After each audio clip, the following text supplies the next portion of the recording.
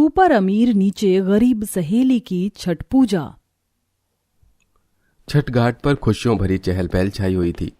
व्रती स्त्रियां पानी में खड़ी थीं। छठ के लोकगीत महाछठ पर्व के उस माहौल में सुंदरता भर रहे थे। उपासना एक बड़ा ही सादा सा फ्रॉक सूट डाले अपनी सहेली पलक के आने का इंतजार कर रही थी। पता नहीं ये पलक कहाँ रह गई। धप्पा, आहा, देखा, डर गई ना। मुझे तुझसे कोई बात नहीं करनी। लेट लतीफ कहीं कहीं भी जल्दी नहीं आती। स्कूल में भी लेट लाइन में लगती थी और कॉलेज में भी एग्जाम स्टार्ट हो जाता था तब पहुंचती थी, और अभी भी यही आदत है। ऐसा क्या करने लगी थी तू? अरे यार, तुझे तो पता ही है, मुझे कहीं भी झल्ली बनकर जाना पसंद नहीं जब तक मैं अच्छी सी ड्रेस ना पहन लूं और प्रॉपरली मेकअप ना कर लूं। देख, स्पेशली छठ पूजा के लिए मैंने 2 ड्रेस ली हैं। पता है, ये गाउन पूरे 25,000 रुपए का पड़ा है। इतनी रकम सुनकर गरीब उपासना परेशान अंदाज में रहती है। तू पागल है क्या? छठ पूजा में ही तो पहनना था। इतनी महंगी ड्रेस लेने की क्या जरूरत थी? अरे हम जैसे अमीर लोगों के लिए सस्ता क्या महंगा क्या, जिस चीज पर दिल आ गया सो खरीद लिया। शौक बड़ी चीज है जाने मन। वैसे तूने छठ पूजा जितने बड़े त्योहार में इतना सिंपल सा सूट क्यों पहना है? यार तुझे तो पता है घर की हालत कुछ खास नहीं। हर साल तो बाऊजी बांस टोकरी सूप बेचकर ठीक ठाक कमा लेते थे, मगर इस बार ज्यादा सूप दौरा नहीं बिका और पहले ही छठ पूजा में ज्यादा खर्चा लग गया, इसलिए मैंने सूट ही डाल लिया। कोई नहीं, ये भी ज्यादा बुरा नहीं लग रहा, ठीक ठाक ही है। वैसे तेरी खुशी के लिए है, मेरा रिश्ता पक्का हो गया है। कल मेरे ससुराल वाले मुझे चुन्नी चढ़ाने आ रहे हैं और फैमिली में ही सगाई हो जाएगी। तुम भी आना। क्या तेरी शादी पक्की हो गई? यानी कि अब तो मुझको छोड़कर चली जाएगी? यार तू ही तो मेरी इकलौती सहेली थी। अब मैं किसके साथ चाट पकौड़ी खाने जाऊंगी? किससे दिल की बात करूंगी? अरे यार तू अभी से ही सेंटी हो रही है, अभी तो टाइम है। उपासना पलक के गले से लगकर रो पड़ी। It's so टची टची। कहीं मेरी ये गरीब सहेली मेरी महंगी ड्रेस ना खराब कर दे, टिप्कू कहीं की।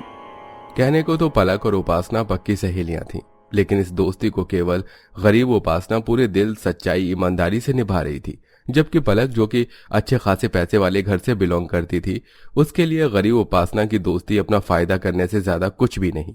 फिर चाहे वो स्कूल टाइम में होमवर्क करना हो या प्राइवेट कॉलेज में प्रोजेक्ट बनाना रहा हो। अगले दिन मंजू देवी परिवार के मुखिया सुरेंद्र और अपने दोनों बेटों अनमोल, माधव के संग में आती है। पहली नजर में वो उपासना को अपने घर की बड़ी बहू बनाने के लिए पसंद कर लेती है। पार्वती बहन जी, आपकी छोटी बेटी है? नहीं नहीं समधन जी, ये मेरी पलक की सहेली है। गरीब की बेटी है बेचारी। आपकी नजर में कोई रिश्ता हो तो बताइएगा इसके लिए भी। ये लड़की मेरे दिल में घर कर गई है। इसकी शादी मैं अपने बड़े लड़के माधव से करना चाहती हूँ। अब तुमसे क्या छिपाना बेटी, मेरे माधव का रंग थोड़ा काला है और कोई खोट नहीं है बेटी। करोगी मेरे बेटे से शादी? हमने तुम्हें किसी प्रकार से धोखे में नहीं रखा। बाकी तुम्हारा जो फैसला होगा मुझे मंजूर होगा। माँ जी, हमारे यहाँ शादी ब्याह के फैसले माता पिता करते हैं, आप उनसे मिल लीजिए। मंजू देवी उपासना के घर जाकर रिश्ता पक्का कर देती है। दोनों सहेलियों की एक ही मंडप में धूमधाम से शादी हो जाती है। लेकिन पलक का दोनों सहेलियों का एक ही घर की बहू बनना रास नहीं आता, क्योंकि उसने इस दोस्ती को दिल से कभी महत्व नहीं दिया था। उसने तो आज तक केवल दिखावा किया था। मेरे घर की लक्ष्मियों, दाएं पैर से गृह प्रवेश करके ससुराल में आओ। जी सासू माँ। बहुओं, अब इस घर की जिम्मेदारियां तुम दोनों सहेलियों को ही संभालनी है, इसलिए प्यार मोहब्बत से मिलजुल कर रहना। मम्मी जी, फिलहाल तो मैं बहुत ज्यादा थक गई हूँ, मेरा बेडरूम दिखा दीजिए, मुझे आराम करना है। उपासना बहू, इस घर की बड़ी बहू होने के नाते ऊपर वाले फ्लोर में तुम अपना सामान शिफ्ट कर लो और छोटी बहू तुम नीचे वाले मंजिल पर रहोगी। ये तुम्हारा कमरा है। नीचे के कमरे में रहने की बात से पलक को चिढ़ मच जाती है। वो झगड़ालू रवैये में बोली, wow, wonderful, well done mummy जी। मेरी गरीब सहेली ऊपर के नए नए बड़े फ्लोर में रहेगी और मैं नीचे के इस टूटे फूटे भूत बंगले जैसे कमरे में रहूं? No ways. मैं इस कबाड़ खाने में किसी भी कीमत पर नहीं रहने वाली हूँ। वैसे तुम्हें तो बहुत खुशी हो रही होगी ना, मेरी गरीब सहेली भोली बनकर मेरी जेठानी जो बन गई हो। सही कहते थे सब लोग, गरीब लोग एक नंबर के चालू होते हैं। पलक के घमंडी बर्ताव को देखकर उपासना की आंखें भर आईं। माँ जी, मुझे ऊपर के फ्लोर में नहीं रहना, आप उसे पलक को दे दीजिए, मैं आराम से नीचे रह लूंगी। अपनी दोस्ती के लिए उपासना ने अपने हक को खुशी खुशी छोड़ दिया, मगर एहसान मानना तो दूर, उस दिन के बाद दोनों सहेलियों की दोस्ती में खटास बढ़ती चली गई।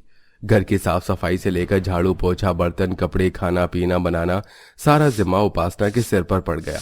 जबकि पलक एक तिनका भी नहीं हिलाती। कुछ समय गुजरने के बाद अब छठ पूजा का त्योहार आ जाता है। अरे मंजू जी, छठ पूजा आ गई, इस बार क्या सोचा है? अजी इस बार तो छठी मैया ने मुझे दो बहुएं दे दी, वो दोनों करेंगी छठ पूजा। पलक बहू, उपासना बहू, यहाँ तो आना। दोनों सहेलियां सास के पास आती हैं। जी मम्मी जी, बुलाया? हाँ बहू, इसी हफ्ते से छठ पूजा का व्रत शुरू हो रहा है और मेरी इच्छा है कि तुम दोनों छठ पूजा करो। माँ जी, मुझे याद था, इसलिए मैंने छठ पूजा के लिए नीचे साफ सफाई भी अच्छे से कर ली है। जुग जुग जीती रहो बहू, तू तो है ही मेरी गुणवान और कुशल बहू। पलक बहू, तुम भी छठ पूजा कर रही हो ना? अब जी बिल्कुल मम्मी जी, मुझे तो छठ पूजा काफी ज्यादा पसंद है, मैं करूंगी भी। ओ गॉड, हाँ तो बोल दिया, मगर इतना टफ छठ पूजा कैसे करेगी पलक? तुझे तो कुछ घंटे भी भूख बर्दाश्त नहीं होती, लेकिन मुझे छठ पूजा करनी होगी, वरना मेरी गरीब सहेली सासू माँ की ऑल टाइम फेवरेट हो जाएगी। अभी उपासना देखेगी छठ पूजा की आड़ में मैं कैसे इसे जलाती हूँ। पलक नीचे के फ्लोर पर उपासना के पास आती है। क्या कर रही है उपासना? पलक मेरी सहेली, आओ ना बैठो। मैं बस छठ पूजा के लिए मिट्टी का चूल्हा बना रही हूँ। ऐसी मान्यता है कि मिट्टी का चूल्हा शुद्ध होता है और चूल्हे पर बनी पकवान के प्रसाद से छठ मैया प्रसन्न होकर फल देती है। Whatever, मैं तुमसे कुछ मांगने आई हूँ दोस्त, मानती हो ना मुझे? तो सासू माँ से जाकर कह दो कि तुम हमसे अलग रहना चाहती हो और छठ पूजा अपने बलबूते पर मनाओगी, तुम्हें हमारी दोस्ती की कसम। पलक चालाकी से दाव खेल कर उपासना को इमोशनली ब्लैकमेल करती है, जिसके चलते उपासना अपने सास ससुर की नजर में भी बुरी बन जाती है। इधर पलक अपने फ्लोर में छठ पूजा के लिए महंगा पेंट करवाती है, महंगी लाइट लगवाती है, ढेरों शॉपिंग करती है, जबकि उपासना के पति की हालत तंग थी। सुनो जी, आज करना व्रत है, थोड़े पैसे दे दीजिए, खीर पूरी बनाने के लिए लगेंगे। ये लो उपासना, फिलहाल ये 200 रुपए रखो। तभी हाथों में ढेरों शॉपिंग बैग्स लेकर आते हुए अमीर सहेली शेखी बगाड़ते हुए बोली, अरे क्या बात है मेरी गरीब सहेली, तुमने बिल्कुल भी सजावट नहीं की, कम से कम पुताई तो करवा ली थी। कितना भद्दा सा लग रहा है ये नीचे का हिस्सा। तुमने देखा मैंने अपने फ्लोर को कितने अच्छे से सजाया धजाया, लेकिन क्या कर सकते हैं, तुम्हारी हैसियत इतनी नहीं है। पलक की घमंड से चढ़ी आंखें और बातें उसकी गरीब सहेली के दिल में सुइयां चुभ हो रही थी।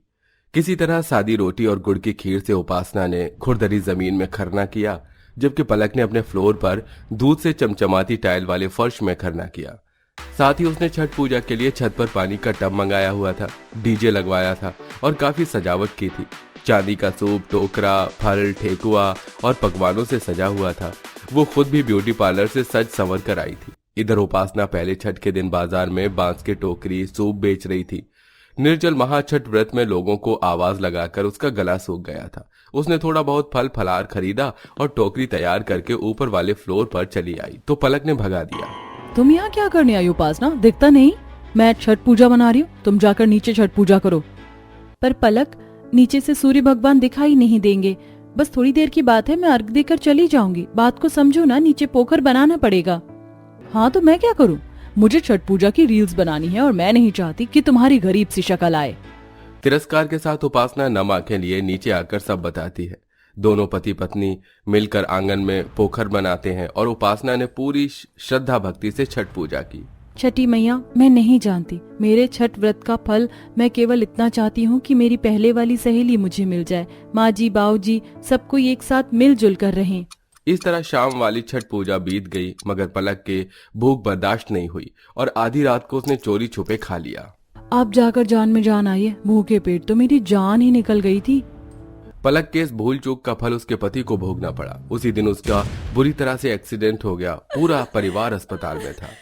अनमोल जी, आंखें खोलिए ना प्लीज। मेरी गलती है मम्मी जी, मैंने कल रात को खाना खा लिया था, इसलिए छठी मैया नाराज हो गई है ना। रो मत पलक, देवर जी को कुछ नहीं होगा, छठी मैया कुछ बुरा नहीं होने देंगी।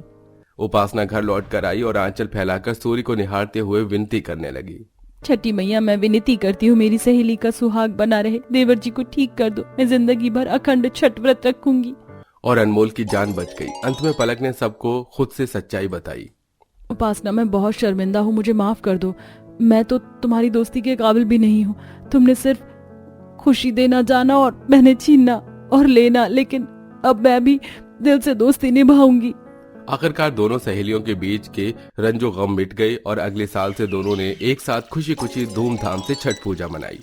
वैसे दोस्तों छठ पूजा पर बनने वाला ठेकुआ किस किस का फेवरेट है, कमेंट में बताना बिल्कुल मत भूलिए।